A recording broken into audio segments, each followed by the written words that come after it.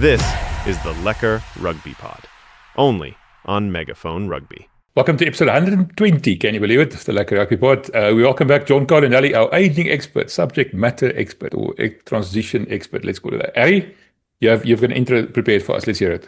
There are a few times in your life where you stumble upon someone that you just know. He knows what he knows, you know?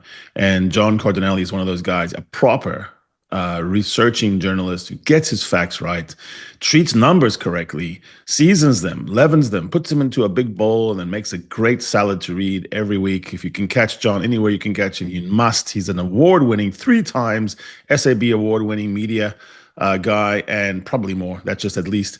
And he's been to all the World Cups. And here's the story we have. We're on top of a story, but sometimes we forget what we're on. We're watching something very unusual. And it's not just about winning this and that. It's taking a team to the top level. At 2015, one drop kick, one croc roll reversal, one Victor Midfield reversal away from beating that All Black team. That same core, taking them to 2019, 23, and now 27, but still introducing enough youth. So there's only one guy that actually has taken that story on its merits and probed it and tried to prognosticate it and adjust it to it. And if you look at Jon's writings, you can see it will stand the test of time. He will not be embarrassed by the columns he wrote, 5 years from now. I give you the SME, the subject matter expert of rugby in aging and World Cups in Springbok times, Jon Cardinelli. How's it, Jon?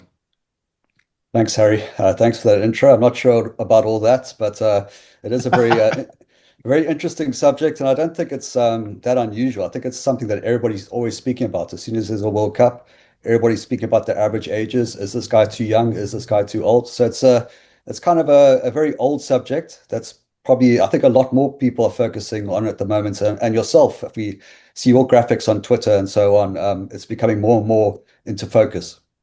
No, but I think what's not being covered exactly, what I think, Jon, you have is, and before, let's say the All Blacks tried to do this in 2011 and 15, and tried to go in 19, is I think they still had a starting lineup, a depth chart, and they just kind of, tried to get the best players on the pitch, and then, didn't pay enough attention the way that Rassie and co are doing to this interweaving of the middle and the young and the old.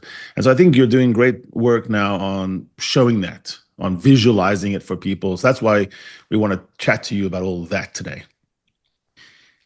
Yeah, for sure. But I'm not going to claim to be on the ball. Rassie and those guys are way ahead. I'm just trying to catch up and maybe show you guys a few pictures that I find interesting in terms of trends. And that comes from studying the data, studying the team lists, studying the bench formations, the youngsters coming through, the youngsters in the depth charts. It's quite incredible. I think I've said this to you before, how everything fits so snugly. And you can see the level and depth of planning that Rassie has put into place. And I think anybody can do it if they've got the time. Go put it together, and you'll be amazed to see the level of detail that those guys go into.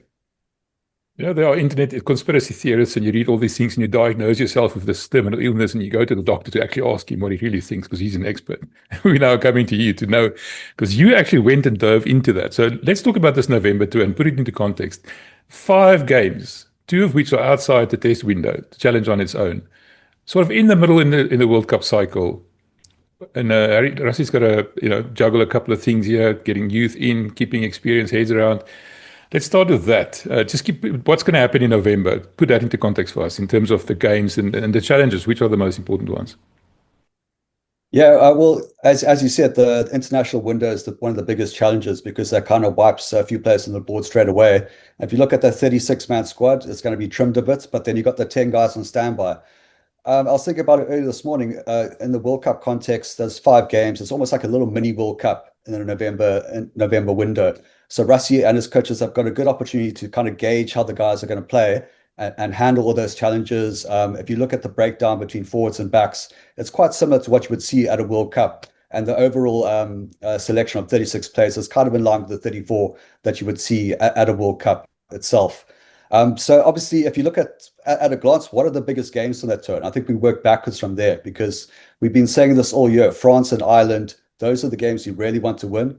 But I know these guys, they're going to be very ambitious. And with the squad they've got, it's not arrogant to suggest that they could win 5 out of 5 if they manage and juggle correctly. But gee, I think they would prioritize those 2 games and maybe sacrifice one in the middle or at the end if it means getting those 2 games. So taking the squad into consideration when you look at those goals, it's going to be very interesting. Yeah, and you've been one of the few that have pointed out something that Rassie said, and we know that he could change, he could say something, and it's a self-imposed goal. But you talked about the cap that he's placed on any one player, but he has reiterated it, and maybe I'm not even sure if it's the game so much as the minutes that they'll be looking at.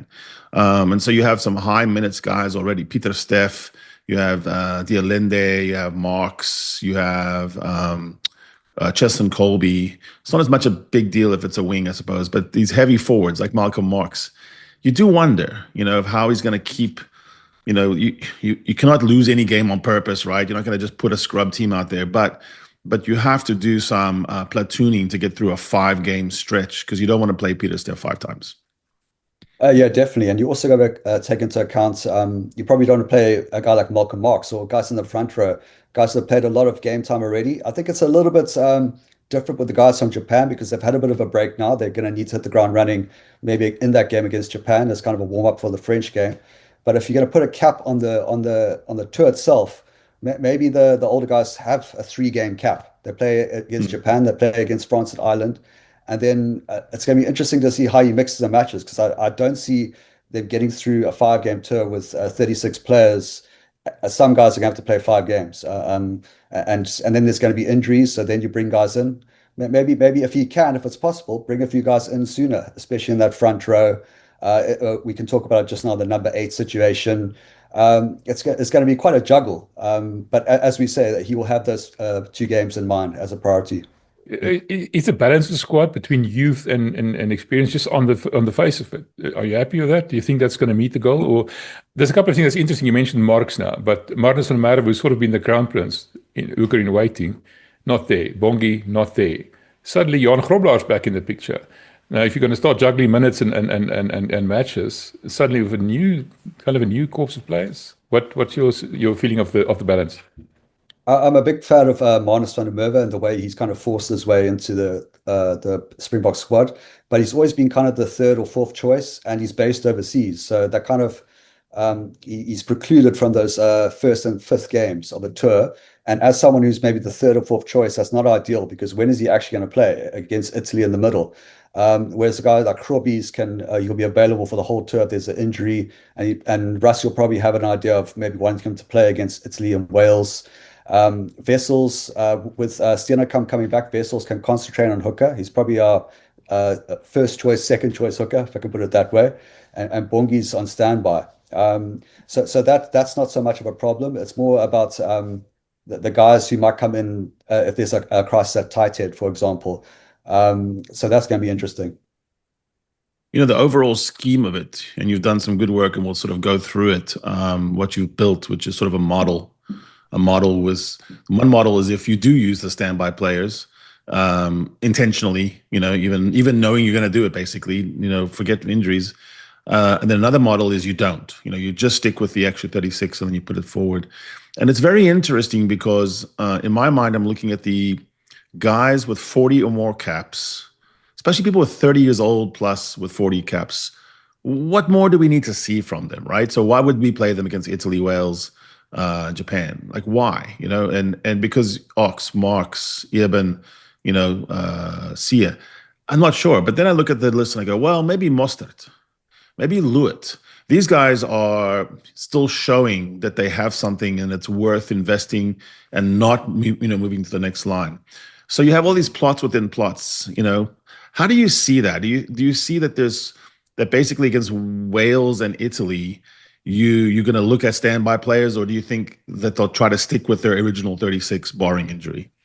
Yeah, well, to come back to Mbia's point about the balance of the squad, I kind of did a little breakdown of campaign to campaign to campaign throughout the year. And it's been interesting to see from the beginning of the year, we did this pod and we said, look how many players are going to be over 33 at the World Cup. And that's a problem. We're going to have 14 players out of 33 or 34. That's a huge percentage to take to a World Cup. It's never been done before, even by South Africa. So we got to get that down. We got to bring the guys through the younger age groups through. And Rassie himself has said that. So what we've seen is maybe 2 or 3 fewer each time from that pool from that older age group have been represented in the squad in the Rugby Championship. And again, now there's 2 guys have been cut. So I think it's 3 guys, maybe 4. Makazole Mapimpi and Bongi on standby. Villy's not there at all. Vincent Cox not there. We're already missing guys like Trevor Nyakani. Frans Malheba might be back next year. But it's already kind of happening, if I can put it that way. And maybe what happened in the Rugby Championship as well gave Rassie a bit more confidence to say, we're going to give these younger guys, even the middle tier guys, I'm talking about guys that are 29, 30, 32, more responsibility, more game time.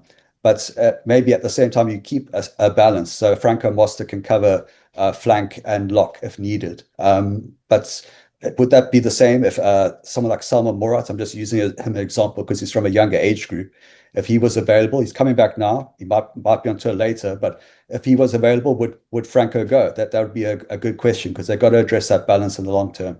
So quite happy with the balance overall. I think they got that right.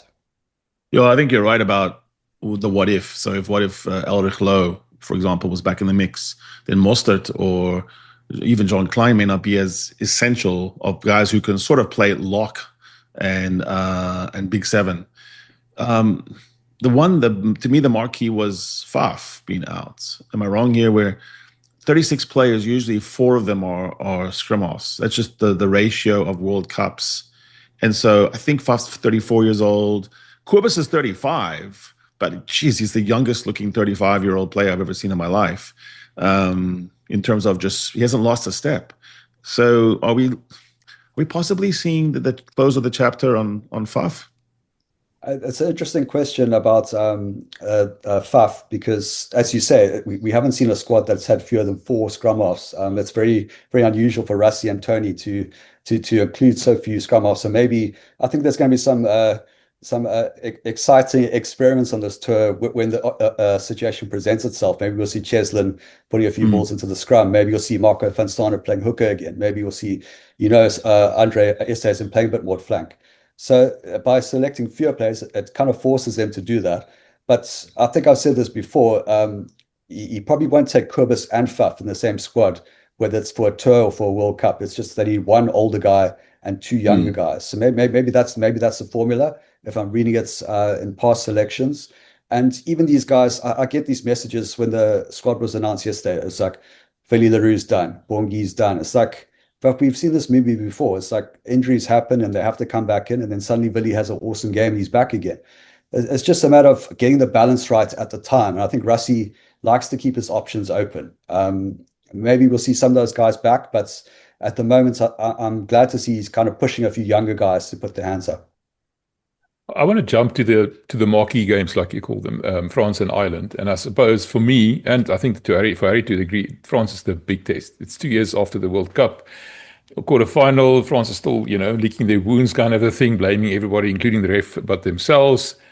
So you want to win that game. Let's look at that game's composition, the team composition, and start with that and work it back to what the other teams in the other games would look like. Because Harry, I don't know if you agree with me. For me, France is the game of this tour. Well, yeah, and to your point, MV, also there's a 2-week space in between the France game and the Ireland game. So it does afford Rassie and co the breathing space to pick almost the same side for the 2 big ones and space it out. So what do you think, John? Yeah, I think it's what we saw against the All Blacks in Wellington and Argentina is kind of how they might go in terms of selection, try and get a few younger guys in. However, look at a guy like Ethan Hooker. He's had such a great time of it. Do you pick him ahead of Arendse, who's coming back now, who was the guy before he got injured? Steenekamp coming back and gives a bit more balance to the 23. You'd probably like to see him even on the bench against France and Ireland. So you would probably pick your strongest available team, and that's in the window. So you can pick guys like RG Snyman, Thomas du Toit. So you can include those guys. It'll be the strongest possible team you can. But as Rassie has said, the Japan-based guys haven't played for a few weeks, so they need some game time. So they're probably going to play against Japan in Wembley, and that's going to kind of give them a bit of a run. And a lot of those players are first-choice players anyway. And then you kind of blend in the guys that will probably play against France in that team. But it's going to be interesting to see what they do in terms of bench splits, who they select to start. Do they select their best team off the bench, knowing that they're going to be starting against France?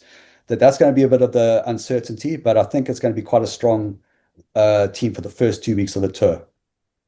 One of the things that Rassie and Tony and those guys has disabused us of, try to move us away from as a fandom, is just because I put Kane Moody at 13 in a very, very big game doesn't mean he's ahead of Jesse Creel. Just means that there's something we see. It's a matchup. Ethan Hooker can prosper against these All Blacks because they're a bit short now or not as good in the air. But it's not to say that against the French that we would know the same is true, right? So, Jesse's always played well against the French. Curtly Arnsa has always feasted off the French. So I think it's hard because Ireland and France are really different teams. They play differently. They're the top and the bottom of kick meters. They play a different style. And so can you see that those teams would be very different, but not because of injury or whatever, but actually just because they see the different way to attack the different teams? Gee, I would want some continuity on tour, so I'd probably want those two games. But as you say, taking things into mind, France and Ireland, very different teams. The one thing I'd be worried about is our defense and the kind of balance in our game that we'd want to get right. We saw at the World Cup in 2023 how we took France on and we ran a lot, maybe because they have such a good kicking game. We have to kind of tone it back a bit. Whereas in Ireland, they don't kick a lot, so you can kind of create more aerial contests. And defense is so paramount. Like one of the best players, I think the last time we went to Dublin was Jesse Creel. Even though Kane Moody is coming now, things can change very quickly. It's better to have two great 13s or even three Lukhanyo Arms and standby. I would say that would be like one of the biggest things, going with quite an experienced team against Ireland, and maybe getting a bit more youthful energy against France to kind of, see what we saw in Wellington and Durban. But it's quite similar. I think that you'd want to kind of build some continuity unless they have an absolute shock against France and they have to change tack completely against Ireland. I wouldn't be surprised if it's quite similar. I don't know if you disagree, Harry. Yeah, so it's interesting because I think you look at some of the new players like Hooker, he doesn't seem to have volatility in his play. So you think you're going to get probably a 7 or 8 out of 10, whereas Moody still has the 9 to 6, 5 to 9 spread. Sometimes he just tries too hard. He does too much. He's a bit like a James Lowe type player where he can win a game for you, but also can maybe put you in danger. So it's interesting to see. I think against the French, you have more, like they're going to allow you line breaks. They're going to give you stuff to go with. Ireland plays, just like the Durban test in 2024, was just, let's just dead this thing. They played the same way the pool match in 23. They played the same match in Dublin in 22. No line breaks, stifling breakdown.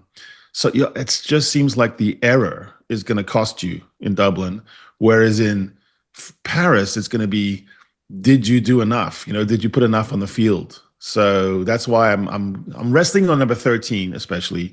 And I'm wrestling on the 10, obviously the 10th selection. Is it Sasha or is it Monty or is it Andre? Who finishes in Paris? Rassie's going to make fools of us all. But we're going to make predictions here. But just it's kind of, Sasha is such an enigma because he's obviously got the talents. It's obviously going to be even bigger than he is now. But how is Rassie going to manage that? And who does he feel at this point in his career that he's going to deploy Sasha against? And I think I mentioned it before. Do we want Sasha to play 5 games on this tour? Is he going to fill in a fullback? Because we only really have Damon Willems at fullback. How does that affect Rassie's plans about who plays 10? At the moment on form, you have to say he's probably going to go with Sasha and maybe keep Pollard on the bench for both games at least. If he doesn't, I'd say the two flops for both those games would probably be Pollard and Sasha on form. And the goal kicking again. Who would you pick if this is a World Cup final to kick the goal? Even though Sasha has had some good games, he's also had some kind of loose games in front of poles. And the fact that we can't say it, you just get attacked immediately when you say you missed the kick. It kind of shows where the debate is at. But it's true, and Rassie will acknowledge that. So it is going to be interesting. I think, remember what happened against France. Rassie picked Marnie to start, and everyone was surprised because he's got this reputation as kind of a attacking player, but he's got a great kicking game as well. And Sasha's also got a great kicking game. Or do you want to tighten things right up and play Pollard? I think I would be surprised if they kind of look at what worked at the last World Cup and the game they're playing with more speed, more focus on attack. And maybe Sasha does start that game. All right, John, we've talked about in general now, things in general, this or that or the other, but let's start talking about game by game. Firstly, you've drawn up a team for each one of these games, and start with Japan. Because that's sort of a mix and a match, a little bit of this and a little bit of that. You can give some guys from Japan, like you just said, a bit of a run because they might be a bit rusty. Some guys that still, maybe a bit unsure, Lewis and the likes. Let's talk about your team for Japan, starting at the back. What did you have in mind? Yeah, to start with, I usually look at what Rassie said and the trends that he's followed. And the definitive thing seems that he wants to give the Japanese guys a run. A lot of the players are local-based players or players in Europe have been playing club rugby for the past few weeks, whereas these guys are being kind of dormant. So you probably want to give these guys a decent run, and you probably want to be looking ahead to the France and Ireland game. Who do you want to play in those games? You don't really want to bring them in cold or too many guys in cold. So it's going to be a mix of guys who play in Japan, which, as I mentioned before, is probably quite a few first choice players, and other players that are first choice players, like Ibn Etzebeth and Volker Low. Even if Volker plays at the bench, he's very essential to their game plan. And kind of building from that for the rest of the tour. Even though I said we're working backwards on France and Ireland, it all starts with Japan, getting that right. Yeah, one of the guys that you've picked there is Mani, at 10 projected. I mean, and it's interesting to me because sometimes, and he is based in Japan now. There's a wonderful video of him and Quade Cooper hanging around. Just imagine what comes out of that laboratory. High tricks gonna go on. I think it's interesting because sometimes when you put the guy up against the players he plays against, like Arachia against the Irish, I love that matchup. He is the best big lock in Ireland in terms of ball handling skills. He's the line-out king. It just sort of shuts them up, and it's sort of like as a differential thing. So I think putting some of these Japanese-based players who are like demigods in Japan, like anytime you post about anything about Japan, you get these waves now on social media of Japanese fans, and they're adoring fans, they're amazing fans. I can see why people want to be in Japan. And so I think there's a bit of aura, if that makes sense, when you put some of the best players in their league out there. Malcolm Marx, for example, just a demigod. So that's, to me, is interesting because you want some continuity into the French test, which is a short turnaround. But it's not saying that the Japan test has the stature, if that makes sense, right? You just don't want to have people come in cold for the Paris match. And also something that I took into account was the overall player load. And I'm just assuming that this tour is going to go well and they're not going to make all sorts of, changes, chopping and changes because of form. They got to find a way to kind of share the player load. You mentioned minutes might come to play as well, but so a guy like Sasha can't play every game. Pollard has only played 4 tests this season, so they can push him a bit more, but they got to kind of weigh it up. And I know some people might disagree that you play Libbok in that first game, but if you look at the tour as a whole and giving guys opportunities, not just to win the game, but to get an opportunity this season and looking forward to the World Cup. I've also taken that into account because I think that's also going to be one of their priorities. No, I love it because he's our space manager. He manages space better than anyone of those 3 10s. What he has is the ability to see things they're not existing yet. He's not just someone who's going to snake through all the time himself, like Sasha, nor is a guy that's going to put the ball all the time on the money in the drop zone like Andre. He's a guy that can do something a little bit different. To me, the coolest name you have there is Weinberg Boys head boy, Porthen. Zachary, who's such a smart player, big player, doing it on both sides of the ball for the Stormers. And it buttresses one of your points, which is everyone on the 36 is probably going to play. This is not ceremonial. It's not a symbolic pick. When you have 5 matches, if it was 4 matches, maybe. If it's 5 matches, it's great to throw the young man in the deep water in the first one. No, it's interesting because if you look at that depth chart, the Stormers, I mean, they've lost Frans Malherbe. Nathan Fouché has been injured. Sazi Sandi, who toured with the SAA a couple of years ago, he's been injured. So this guy's come in. He's been playing. He's played about 10 games a season because he's been playing Currie Cup, and now he's been playing URC. He's taken his chance, and obviously they see him as one for the future. And I think we mentioned this on a previous pod that the kind of gaps that we had in our depth charts in the team that's 25 and younger was around the front row. So that's definitely what Rassie and Daan might be looking at. We're going to plug some gaps now. And Niating Fouché is also in the standby list. Klaba Kanye, if he comes into the mix. So there are options there. It's just a matter of how early those guys join the team. If they're on standby, if they can just be drafted in. A few guys that are already in Europe might get a preference, like Augustus might come in for the Italy game. That would be great to see. Even though I know you'd probably favor Ivan Rus. He's been playing great stuff for the Stormers. So there are options there in the extra 10, if I can call them that. So they do have options, and they probably need more than 36. Look at the tour as a whole. Right, let's move on to the France game. That's the big one. Like we said, we've been building up to this now, and we'll sort of taper out towards the end of the tour. But that's basically the team that played the All Blacks and demolished them in Wellington. You know, that I can see if I look at it.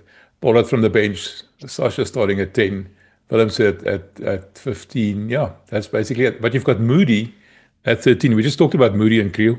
What's your thinking behind that? I just think, look at how well they did against the All Blacks in Argentina. I'd like to see some continuity around that, but I wouldn't be disappointed if Creel played. I've got Creel on the bench there, so they are interchangeable. And maybe Moody comes off the bench, but I think they'll go at them straight away in terms of the tempo, in terms of the aerial contest. And Moody, the Springboks have been kicking a lot of 10 as well, which has given guys like Moody a lot of chance to like run through and disrupt or win the ball back. I don't know if that'll be part of their strategy against a team like France, but it is something they have in their arsenal. Otherwise, a guy like Sasha. Also looking at the balance of the team, I think this is the game rather than Ireland. They might go a bit more towards youth. I'm a big fan of what Ethan Hook has done, and I've left him out of these big match teams purely for the guys who come back, like Orense and so on. But I wouldn't mind seeing him either. It's just a matter of how he fits in and his dovetails with the older guys. If you look at Damien Willems for this tour, has got a massive responsibility at the back. So I wanted to ask you this question. There's sort of a feeling going around that we're going to lose that test.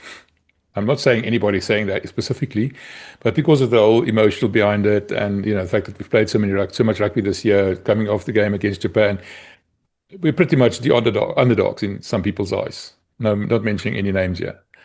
Do you think there's a chance here that maybe we go for the younger teams, take a bit more chances? I'm looking at your bench, for example. This is a 5-3 bench. Japan, you've got a 6-2 bench. Italy, you've got a 5-3 bench, and Ireland again, you've got a 6-2 bench. Yeah? Is that maybe this? Even though the sort of people won't be too upset or too surprised if we lose this game, that gives us a bit more freedom in that selection. I just looked at what they've gone with in the past against France, and they're the one team that they really preferred a 5-3 split. Because they want more backs, they want to play with more tempo, the aerial contest. That seems to be the way they've gone. And Moody at 13 is one of the few younger guys. I know I've got Sasha at 10 there, but we've got Harry Sheepdog at 9 there, Koos Reinach to balance it out. The bench is pretty hardcore when you see like Jesse Creel, Pollard, Snyman Smith, even a guy like Steenekamp, only in his second season, but he's already kind of one of the main guys in terms of the 23. So it's a very strong bench to complement a few younger guys in the starting team. And I think it's a good balance. Even though I mentioned I won't mind if Creel kind of slots in there. It's a tough game because we're not a high card team, but we've been carded against the French. It seems like something they bring out of us. They are at a fever pitch. It's the world's largest outdoor disco. It's for hours before you get in. You can feel it. You can eat the tension in the Stade de France when you're playing against the French at home. There's not a more nationalistic country on earth. They might always walk around like they're living in hell or something, but then they live in a mini paradise, and they're really up for rugby. The rugby is on the ups. Even the Pro D2 is richer than everyone else's league. They have depth aplenty. If they can just stop being so dependent, which I think they are getting less, they better, because they have amazing nines. I think it's a danger match. I'm not talking about, could we win or lose? I think we could absolutely lose. How close were we to losing in the quarterfinal? Very close. It's the one game where I think they could beat us, like for real, like we could lose properly because of the carding issue.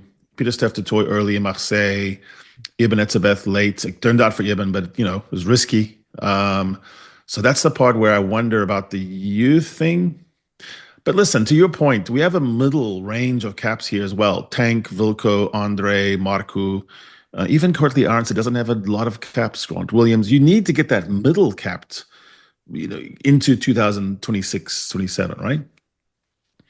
Yeah, definitely. I realized I didn't answer your question before about the need to win this game and the sense of overconfidence and what you say about it being kind of a high stakes, high tempo, high emotion kind of game just adds another element to it.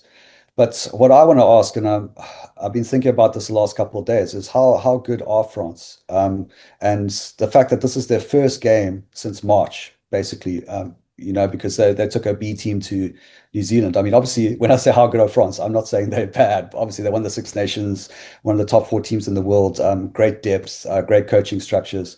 But where are they in terms of their journey? And are they behind the scenes? I'm sure they'll be working hard, but will they be able to hit the ground running and beat the Springboks straight away? Even, despite what all you said about the emotions, the kind of desperation to win it, where are they going to be from game one or game three in the November series? Whereas we're going to be a game in and we've been playing rugby championship and. So that's a question for me. It's not arrogance. It's just, I think we're a bit further along and we've had as you're mentioning Marseille, we've had those nightmares before. Maybe we've learned those lessons, especially the coaching staff. And there's a lot of players there as well. You mentioned Peter Step du Toit. He's going to be talking to the guys before. I mean, this is what happens when you kind of lose your head or get something slightly wrong. These are the stakes. So maybe they're wiser for that, even though they've won a World Cup, they won a quarterfinal. I think they're going to be better. They found their right shape in this year's Six Nations, right? So they handled that. Some people say it's because Luku, guys like that, Legaric, they bring more of the other players in, and you have better, maybe Intermac plays better, Jalibert plays better when you're not playing so much off nine. That's one reason. Second reason, they're the only other team that really can go physical for real, hard to hard in the alleys, in the dark alleys. They can. So if we switch to that gear, we'll find that they'll meet us there. They'll meet us there in the dark alley. I suppose for me, the biggest question, which I think you're pointing at, is fitness, but not just physical fitness, cerebral fitness. I feel like they can still break in the big moment, whereas some of those Irish players, much less athletically gifted, maybe not as strong, they're really clever in those dark moments. All Blacks as well. So I think for the French, they have to show their fans that they can think their way to a win, not just do something crazy and then it comes off, And I think the Boks to them represent that. That's the Boks really loom very large in France. Like they're obsessed. They want this, and so I think that's the reason why I worry about it. Is they might be looking at it as the revenge match, or this will show us where we are. That being said, if we play our best, they play their best, I think Boks win.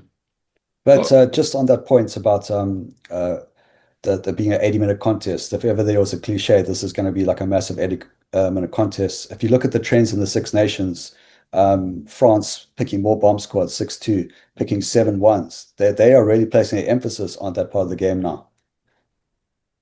Well, we saw what France did when the pressure was up and the emotions were high. They actually found it, in that specific quarterfinal. But it might count against them, the fact that the stakes are so high, and it's the revenge match, kind of a thing. You never know. It might count against them. Let's move on to Italy. Sorry, that's next game, and that's an interesting one. Especially the number 10 and number 15. You've got Pollard at 10 and Sasha at 15. Talk to me about that.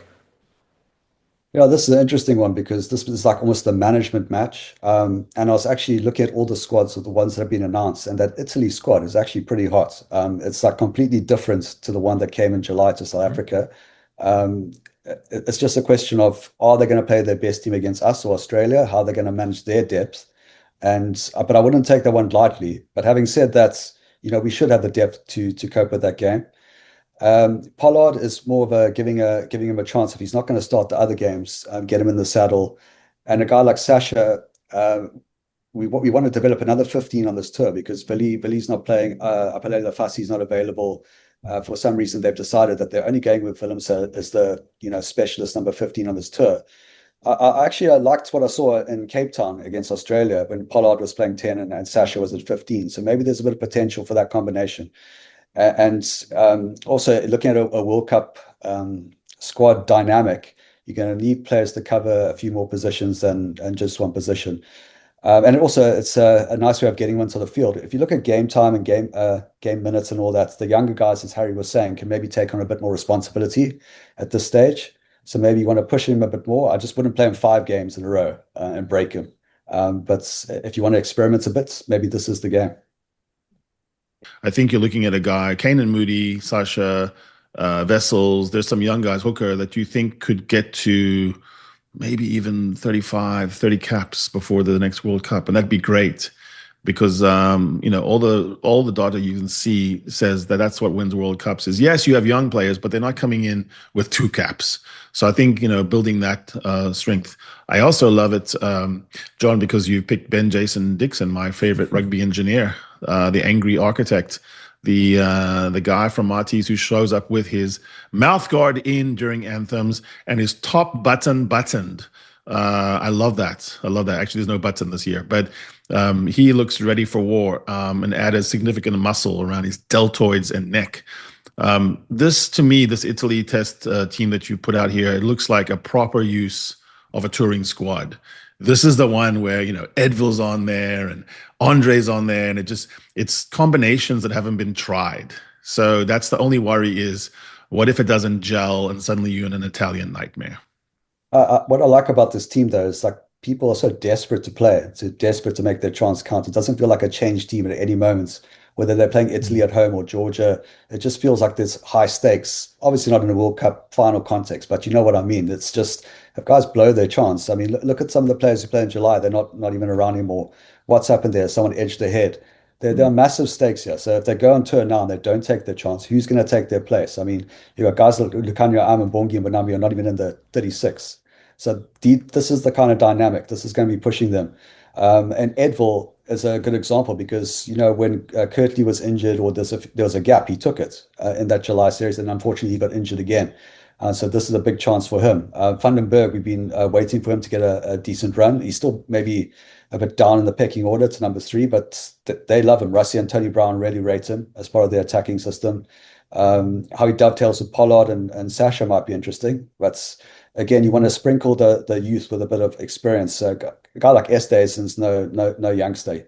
He'll hold it together there and provide a bit of physicality to balance like the attacking flair of the other guys. And as we said, Dixon coming in a new look back row, which we can talk a bit more about in the moment. But that's going to be the interesting thing about the one player that can't get injured on this on this tour is probably Jasper Wiese, especially for the France and Ireland games. And we can go into that in depth at the moment, but that's the one that they really want to keep intact. That was my question. Jasper Wiese, you mentioned Damon Willemse being the only number 15. Jasper Wiese is the only number 8. He mustn't get injured. He mustn't have another red flag moment or red rag moment, call it that. And then you've got Kwagga Smith at 8. Now, Harry and I have not traditionally been big fans of Kwagga at 8 after that Ireland test last year, but he sort of vindicated himself a little bit. Is he a proper number 8? Isn't maybe a better option to have a CEO maybe going in at 8 rather than a Kwagga, putting Kwagga back at 6 or at the bench for that matter? Yeah, so when I try and put these things together, I try to think I can balance game time and also who they have. It's not necessarily what I think is the best position, but sometimes it's the only position. Kwagga, you want to get him a bit more game time and manage Sia between those 2 big games against France and Ireland. And as we said at the start of the pod, maybe you want a 3-game cap for a guy like Sia or Eben, who are 33, 34 years old. Even though Sia hasn't played a lot of tests this year, you don't want to burn him out before that Ireland game. And maybe if they have an injury or 2, they can bring in those guys on standby and kind of lighten the load and kind of balance that back row a bit more. Because Italy are no joke, as we saw in July in terms of their back row. Just on Steenekamp, you mentioned you've got him on the bench basically on every single game. He hasn't had a lot of time. He's been injured a lot the entire season. He just started playing again for the Bulls. Shouldn't he be given a proper starting chance to get his mojo back, maybe against a team like Italy rather than Buon Fenta? I think he's only playing once and he's not on the bench anywhere else in terms of minutes and everything else.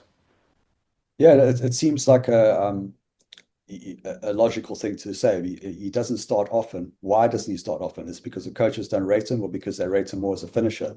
And that's kind of what the stats say, that he's like one of the keys to the bomb squad. And we kind of missed him the past few months. He's not been available. And if he's only playing 20 to 25 minutes every game, that's less game time than if he's, starting 62 in a row. So maybe they balance it like that. I would like to see him managed a bit more. Playing 5 games in a row, that's basically down to the fact that they haven't selected a lot of front row players. Maybe they think they're going to get reinforcements. Looking at that standby list, there are a few options there to kind of boost the front row stocks. But Foucher's arm's broken, Gavakanya's got that, sword hanging over his head. Just talk about Foucher. You talk about the possibility of bringing in the standby players. Is that a realistic option? Will he be ready in time? I mean, he broke his arm against, I think, Ospreys, isn't it? Geez, it would be crazy if they put him on standby and he's not even available to play. And what I spoke to someone about this the other day. If Gavakanyi is playing for the Lions, he's on standby. Why not just take him on tour? So I don't know what the situation is there about in terms of his confidence. The Lions aren't playing that well at the moment. But if he's been selected and he's good enough to be on standby, maybe he should just come into the squad too. And considering he's that kind of unicorn, he's 26 years old, so he could potentially go to the next World Cup and the next World Cup. It would be a golden opportunity. So it's going to be interesting to see how they juggle that front row pack, if I could put it that way. Portland's been pushed in there, but how many games is he going to play? 2 or 3? The other day, some people were saying he might not play, but if you kind of spread it all out like this and see how you're going to juggle the game time, he has to play unless you bring in guys from that standby list. Yeah, one of the things about Jasper Wiese we're talking about is he headbutted his way to a little rest in the middle of the season. So he's only at 300 Bok minutes. And Bok minutes are different from other minutes. The coaches will tell you that. Test level minutes is not the same as playing, Lions versus Scarlets. So Wiese doesn't usually get hurt. He's one of those exceptionally durable. That's a talent. It's not just, luck. He's a very durable guy. But I do wonder about that. That's also the one thing I wonder about is, Kwagga doesn't have that stopping power, get over the gain line flat-footed, whereas Roos and Trocchi both do against these same players. So then we know they can get over the gain line. So that's a wonder. But I suppose it's also a statement that Wiese is one of the most important players. I mean, there's a lot of faith placed in him. And quietly, Kwagga is top 10 of the test caps in this squad. And he's a guy that I was wrong about in terms of, how good he was top line, because he's proven himself. So I don't know, maybe this is the coaches saying that philosophically they don't care. And it's not just about whether Ivan Roos can carry better than Kwagga. He can into traffic. But they have other things they like from Kwagga, and they're going to stick with it. I think also you've got to take into account that they got Elric Lowe waiting in the wings and potentially Cameron Hanekom. If they're going to go to a World Cup, we said at the top of the pod, 36 players is quite close to 33, 34. And they want to see how they can juggle the players they have to get through this 5-week tour and how the learnings they can take from that into a World Cup campaign. But if all the players were available, you'd probably see Elric Lowe going and covering blindside and number 8 anyway. So you would have a ready-made alternative to Wiese, and you can manage him. You look at the past World Cup, we had 2 great number 8 options in Vermeulen and Wiese, so they were able to juggle that workload. So maybe they're less likely to push, I don't know, guys like Riss and Augustus from the start, knowing that they're going to bring Elric in anyway at the start of next season. It's such a great point, John. So first of all, you have 30. So this would not be lost on the players. The players are sitting there thinking, an engineer like Ben Jason Dixon is thinking 36, but probably -3, or maybe 2 or 3 players. But then Elric's coming back. What do I have to do on this tour to be in the group of 34 with all that in place? With Elric definitely coming back in. If I'm Ben Jason Dixon, my hair's on fire. Which is, it makes this whole tour even more exciting to watch guys right on the periphery trying to make their name for themselves.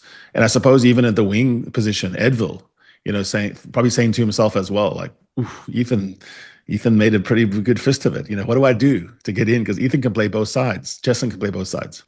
Yeah. And automatically, if these squads and lineups assume that there's not going to be any injuries. I mean, if Peter Steph du Toit gets injured the first week of the tour, then Dixon might be playing, against France and Ireland, slotting straight in because he's the most like for like within that squad. So things can change very quickly. They were quite well covered, but there's some guys that'll be looking to take the opportunities. Right, if we look at Ireland now, pretty much the same team as against France, difference being on the bench, going for a 6-2 split here. But interestingly, on that bench, you've got John Klein and Erg his name on both those guys playing the rugby in Ireland. Like Harry just said, he likes that, likes seeing that kind of a thing. 6-2 against Ireland, we've done it before. What's the thinking there? I think I might disagree with you guys a little bit. I think this is the biggest game of the tour. Just in terms of France might be more emotional, more grudge match, like more highly charged, but this will mean more because we haven't won in Dublin since 2012. They've never won there with the Rassie team. They've lost 4 out of 5, the last 4 out of 5 games. So this is their proper bogey team, even though they beat them last July, and they'll be desperate to win this one. So I would be very surprised if he doesn't treat this as like a very serious game where he picks his strongest side. And as you mentioned, the dynamic, it's going to be interesting because they've favored 5-3 for most of the season, but now they're in the Northern Hemisphere where they tend to kind of mix it up a bit more and go 6-2, even 7-1. In terms of trends, Ireland, they picked 6-2, even at the World Cup, I think they went 7-1. So I wouldn't be surprised if they go after Ireland's pack a bit more, and maybe even with that rare thing, 2 locks and a 6-2 split, and really try and go after them. A guy like Jon Cardinelli may be underrated in terms of how much he knows about Irish rugby and the ins and outs, the dark arts that Rassie will be tapping into. Whether he plays or not, he's going to be huge that week in terms of stopping the mauls, the knowledge around the breakdown. That's going to be huge. And those 2 guys off the bench, even though traditionally you would say that the guys on the bench aren't the best players, this is probably going to be the best combination finishing this game. Yeah, I don't disagree with the fact that we have more on the line in terms of reckoning, revenge. They are an absolute nuisance. I'm tired of them. I'm sick of losing in Dublin. I'm sick of losing to them in general. But I think we're going to give them a hiding. So the way I look at this match, and I think that Ireland's going to catch us in the wrong mood. And I feel like with Hugo Keenan out, and proper out, so you're bouncing between Osborne and then Mac Hansen's out now. I think there's vulnerability. They're not quick enough in the back. James Lowe is running like a battleship now. Robbie Henshaw is getting old. Ringrose is shooting too much. I just think and then they'll have a young 10. So I think we're going to take them. I just worry more about the French being, the opposite, where they're the ones riled up for it. But I think against Ireland, we know how to beat them. This is what's really frustrating. So we know how to beat them. There was a passage in time in the Durban match where we had 18 points consecutively off scrum penalties, territory, and Pollard banging it in there. I think, and you have Jerry and you have Felix on the coach's box. I have high hopes for this, but maybe I'm getting too optimistic. No, yeah, I hear what you're saying, and how you feel about the French game is probably how I feel about this one, because it just feels like one that we should win, but there's like so many factors. Andy Farrell, and I think they'll be pretty determined to win this one as well. After the Lions series just finished on a high, there's a lot of criticism and pressure in Ireland about whether this Irish team is waning. Is it too old? We talk about age now. I see a lot of people drawing up depth charts in Ireland. They're talking about the same kind of things, and that because that was really the problem in 2023. They didn't really have the depth at that World Cup that a team like South Africa or maybe France had. So they've kind of worked at building that. It's just what is Andy Farrell going to bring back after that Lions series? What are the players going to bring back? I'm as you say, quietly confident that they have the best chance that they've had in years to win in Dublin. But at the same time, they've always got they've always got their tricks. They're a bit like Australia that way. They always know a way around a loophole. And Rassie himself says, "What is to solve Ireland?" They're very clever. They're very data driven. They do their homework more than any other team. So there will be some surprises in that game. It's just in terms of how we can cope with it. Just part of my ignorance, that you said in the Northern Hemisphere we tend to go to 6-2 or 7-1. Why is that? I think last year we went 7-1 against Scotland, maybe to manage the group before the big game against England. England, they tend to go 5-3 for some reason, even though England traditionally have a very strong pack. I think they went 6-2 against Wales at the end of the year. Ireland, it seems that Ireland and New Zealand, if you take a spell of a few years, they've gone 6-2 against them the most, Ireland and New Zealand. which would they probably consider their biggest opponents. Moving away now to 5-3 because of the Tony Brown templates and the way they're playing. But do things change now because of the Northern Hemisphere, because of the weather, because it's a bit more attritional, and you need more forward power? I look at that split between forwards and backs. So what was it, 21-15? It's still very weighted towards forwards. You look at the standby list, it's 7-3 towards forwards. They're expecting a war of attrition. Is that going to be reflected in the bench formations? And I've just kind of guesstimated. I think maybe at least 2 games on this tour they're going to go 6-2.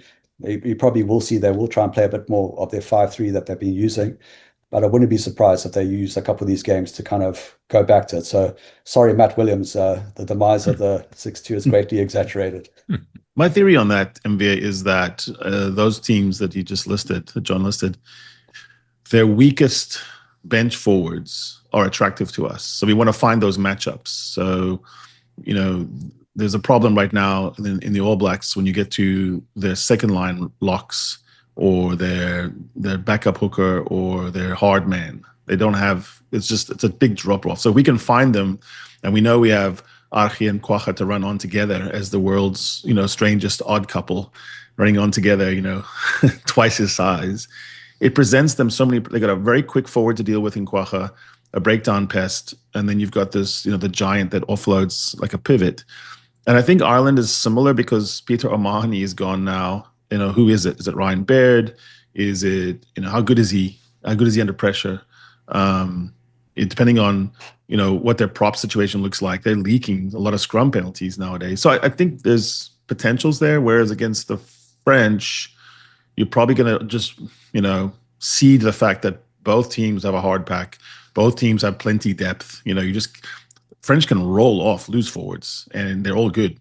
And so, I think maybe it's a matchup issue. But I suppose we should jump to the Wales game at some point. John, I wanted to say this is the Sebastian de Klerk match for MVA. It's the when Seb gets on the field, the man who looks quicker because of his hair and how it goes when he runs. It just, if MVA can just convince Sebastian to wear a scrum cap, I think that he could be. It's a career-enhancing move, Harry. I'll tell him. So, Wales is interesting because it's outside the test window. I think there's an agreement with the Japanese clubs that it doesn't matter. But it does matter with guys like Klein and who else? I suppose anyone based in the Europe. Thomas. Yeah, Tank. Yeah, so you might see some interesting fellows out there, Zach as well as Seb. Yeah, and I'm really interested to see what happens on this standby list. If a few guys just come in. Obviously, Trocky can't play that game because he's at Ulster, or maybe they wangle a deal there. But as you mentioned, Seb de Klerk, they want to grow that pool of back 3 players. I can't really see them using Mapimpi or those guys unless they really need to come in and bring a senior guy in to offset the younger players. Maybe a guy like Vincent Chituka gets opportunity. We spoke about the young front rankers. Fouché is 32 years old. If he's fit, maybe he needs a bit more game time. He's only got like a couple of caps himself. So that is a good opportunity, that game, to kind of spread the load and bring in a few younger guys. Well, a guy like Curtly Arendse, also injured, most of this international season. Why doesn't he get more game time? I mean, the Bulls would be very happy to see him get an extended run, for example. That's the kind of thing, because I see you've got Hooker here back again, and Colby. Maybe Sebastian de Klerk and Curtly Arendse. What about that kind of combination? Give the Bulls a nice run into that Bordeaux game just a week after. No, definitely. It's I've got Curtly playing 4 games out of the 5, so it's just a matter of how you use them.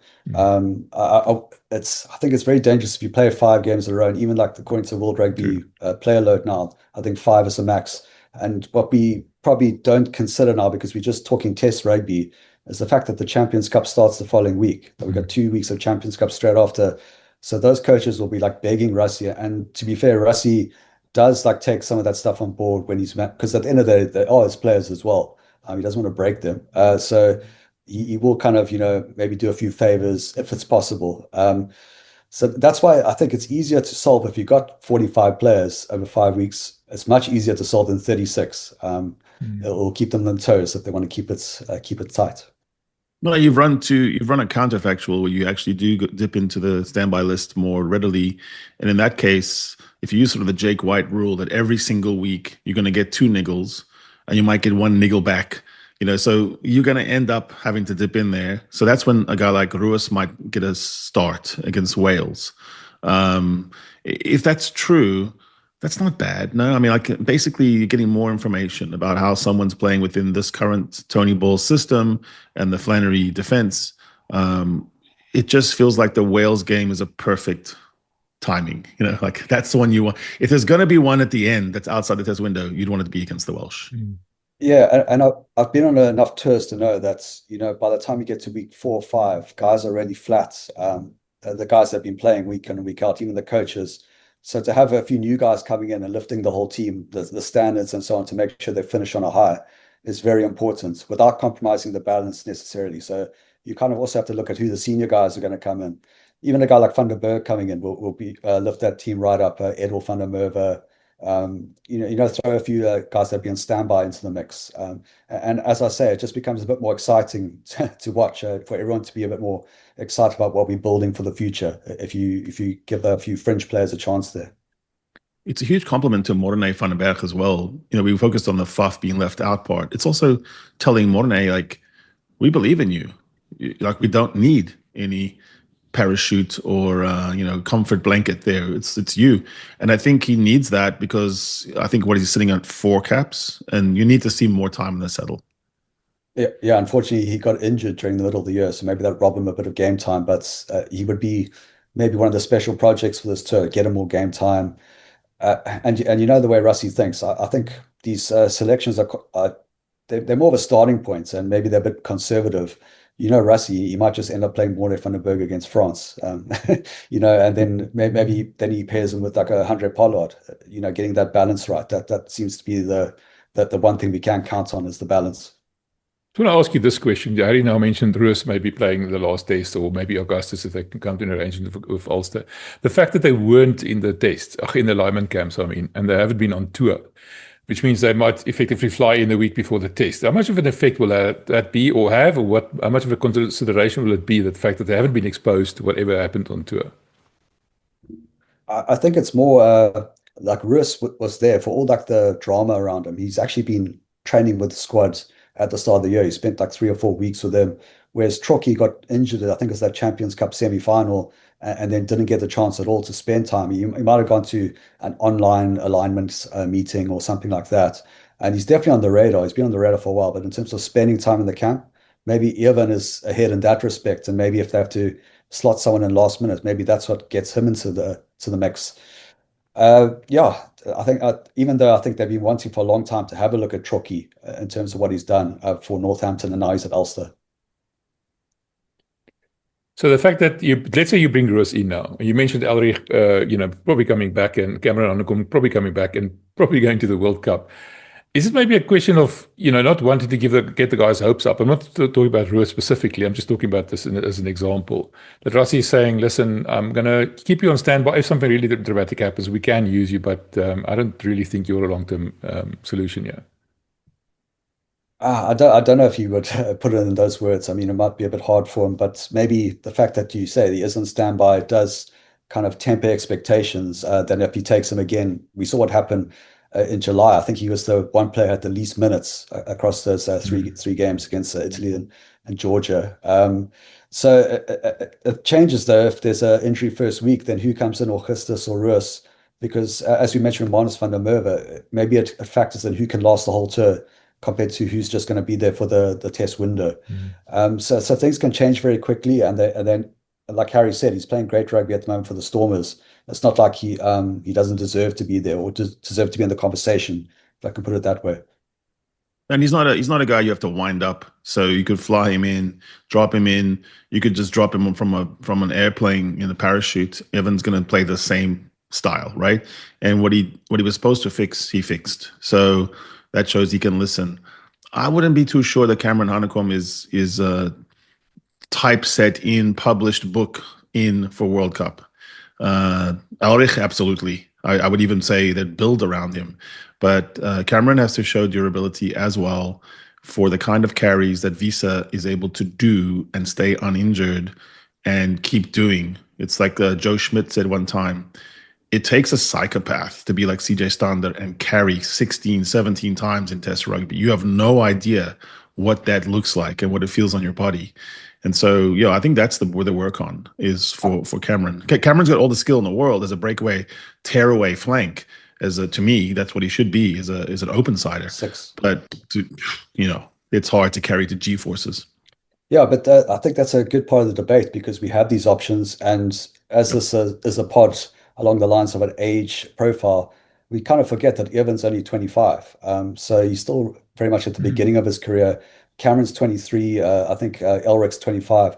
So if those guys getting opportunities is going to bring the profile down anyway. And if one of them end up going into the World Cup, that's a result, I think. Yeah, my point is that it's a horse race. And so I think what you set up in the beginning of the pod is how exciting it is for these guys to be internally having a competition, knowing that if you stake your claim well enough, you've changed the sweepstakes. And I think at loose forward, there's this sort of the reserve core for loose forward. And then for sure, there's a midfield battle here where you could almost smell that, Jesse's hanging on, Kanan's coming. All those sort of subplots are going right now.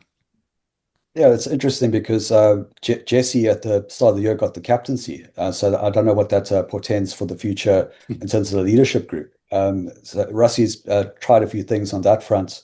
And if you look at the tour, we haven't spoken about it. Sia plays 3 games. Who captains the other 2 games? Is he going to experiment with a few other guys? In the past, he's gone with Murat, but Murat might not even play on this tour. Peter Steff is rested in the same games, and Evans rested in the same games as Sia. Are we going to see a new captain? Maybe even a guy like Thomas has captained SAA before. Maybe he becomes an option. Bongi was an option, but he's probably not going to be involved unless he comes in from the standby list. So who else does he look at? So maybe there's an opportunity there to grow the captaincy group, the leadership group. Yeah.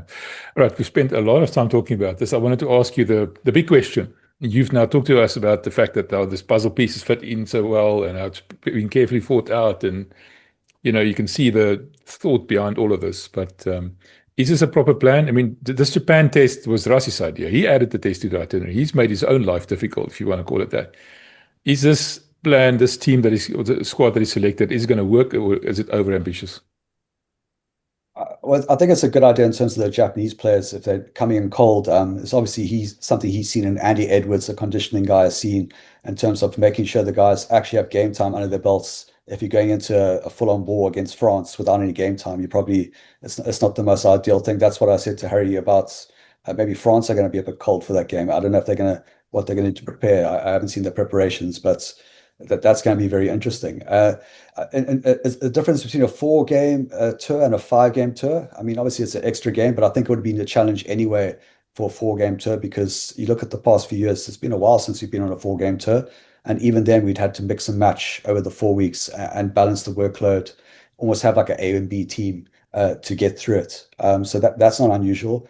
The Japan, it's going to be interesting because they're not going to, I wonder what the scoreline is going to be there because they're a lot weaker than they were the last time that they played the Springboks. You look at their squad, that's why maybe a guy like Zach Porton is playing because they also got a lot of guys who either don't have any caps or got like 1 or 2 caps in the front row.